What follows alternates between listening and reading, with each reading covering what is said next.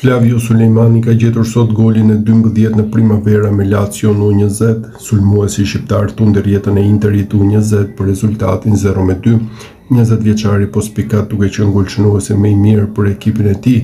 Goli i Sulejmanit erdhi në minutën e 17. Talenti i moshave të Lazios është tashmë pjesë e top 10 golashënuesve më të mirë në Primavera të Italisë, ndërkohë me vlerësimin €600.000 në tregun e Transfermarkt, është i dyti në listën e ekipit.